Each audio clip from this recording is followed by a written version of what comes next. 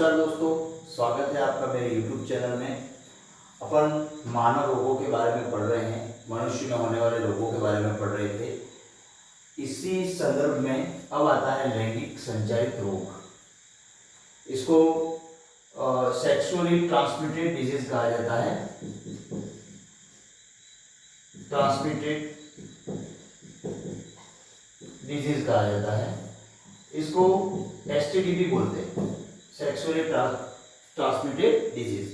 अब यहाँ पर ऐसी संक्रामक बीमारियां जो लैंगिक संक्रमण के दौरान होती हैं,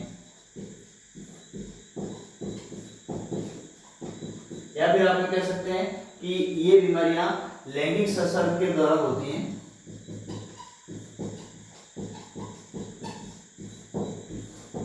इनको अपन एसटीडी या सेक्सुअली ट्रांसमिटेड डिजीज कहते हैं। अब इनको पहले गुप्त रोगों के नाम से भी जाना जाता था।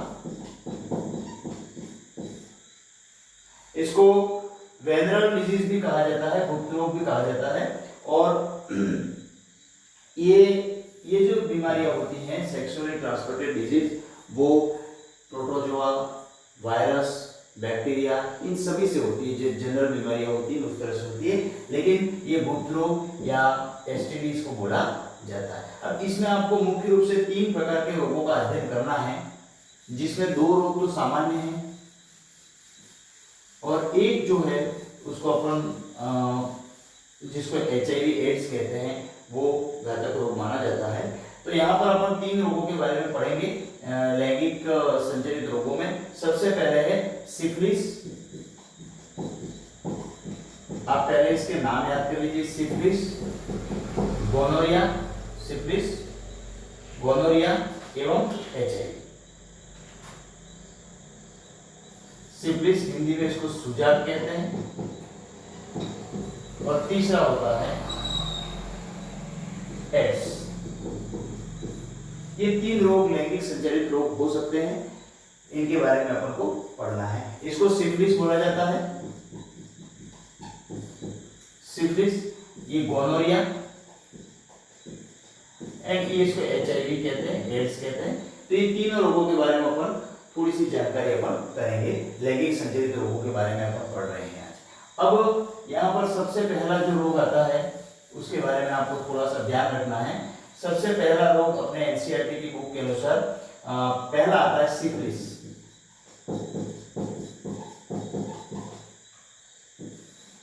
सिफिलिस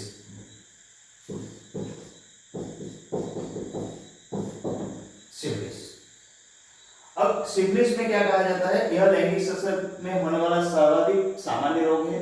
लैंगिक क्रिया के दौरान होने वाला, सेक्सुअली ट्रांसमिटेड डिजीज में आता है। ये लैंगिक क्रिया के दौरान होने वाला जो रोग है, ये सिफिलिस बोलते हैं इसको। ये इसका रोगजनक एक स्पाइरोकीट जीवाणु ट्रिप्नोसोमा पैराडियम होता है।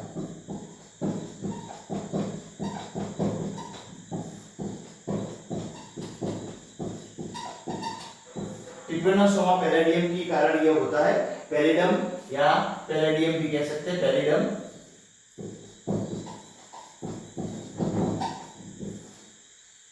एक स्पाइरोकीट होता है, एक स्पाइरोकीट जीवाणु होता है, बैक्टीरिया होता है। इस बैक्टीरिया की वजह से यह ट्रिप्नोसोमा पैराडियम बैक्टीरिया के कारण यह रोग होता है। और यह रोग जनन क्रिया के दौरान, लैंगिक संसर्ग के दौरान अनेक मार्गों से शरीर में प्रवेश कर जाता है, जिसमें जनन पथ है। इसके बाद आप ये कह सकते हो कि मलाशय है। इसके बाद आपके जननांग है। आदि से ये लैंगिक संसर्ग के दौरान एक जीव से दूसरे जीव में, एक ऑर्गेनिज्म से दूसरे ऑर्गेनिज्म जाता है। अब ये इसके प्रारंभिक लक्षणों में देखा जाए तो प्रारंभिक लक्षणों में ये जो होते हैं, ये जो सिफिलिस जो होता है, ट्रिप्नोसोमा पैराडियम जो होता है, वो जननांगों पर अल्सर पैदा करते हैं। जननांगों पर अल्सर पैदा करते हैं, यानी कि जननांगों पर छाले पड़ जाते हैं, फोफड़े हो जाते हैं। और ज्यादा संक्रमण की स्थिति में ये पूरे शरीर पर भी फैल सकते हैं। ये इसके मुख्य लक्षण होते हैं। और धीरे धीरे पूरे शरीर पर मस्से जैसे घाव हो जाते हैं, मस्से जैसी संरचनाएं पूरे शरीर पर फैल जाती हैं। और अगर ये रोग और ज्यादा गंभीर स्थिति में आ जाता है तो हमारे दांतों पर भी इसके निशान पड़ जाते हैं और ये इसको हटकिंसंस के दांत कहा जाता है, के दांत कहा जाता है। ये दांतों पर विशेष चिन्ह बन जाते हैं। अब ये सिफिलिस के बारे में ये जानकारी आपको ध्यान रखनी है। सिफिलिस जो है वो लैंगिक संसर्ग के दौरान होने वाला रोग है, जो कि एक स्पाइरोकीट जीवाणु ट्रिपनोसोमा पैलिडम के कारण होता है। यह जो बैक्टीरिया होता है वो जनन पथ के मार्ग से या मलाशय के मार्ग से जननांगों के मुख के मार्ग से फैलता है और यह जननांगों में अल्सर पैदा कर देता है और ज्यादा गंभीर स्थिति में ये पूरे शरीर की त्वचा पर मस्से जैसे चिन्ह बनाता है, और इनके दांतों पर एक विशेष चिन्ह आ जाते हैं व्यक्ति के दांतों पर, जिसको ये सिफिलिस रोग होता है तो उसको हटकिंसन के दांत कहा जाता है। तो ये तो इस रोग के बारे में छोटी सी जानकारी थी सिफिलिस के बारे में। अब इसके निदान हेतु कोई परीक्षण मार्केट में है जिसको ट्रिपनोसोमा पैलिडियम इम्बोलिजाइजेशन, ट्रिपनोसोमा पैलिडियम इम्बोलिजाइजेशन कहा जाता है। टीपीआई नाम करके इसका परीक्षण होता है।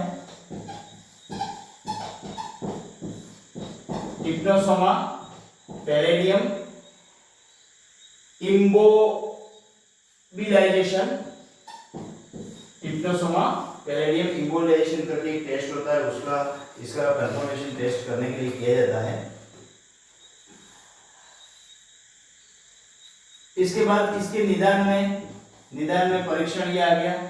इसके बाद आपको ये ध्यान रखना है कि सिफिलिस की प्रारंभिक अवस्था में अगर इसकी पहचान कर ली जाए तो इसमें कोई ज्यादा घातक रोग नहीं है और आसानी से इसको मिटाया जा सकता है। और पेनिसिलिन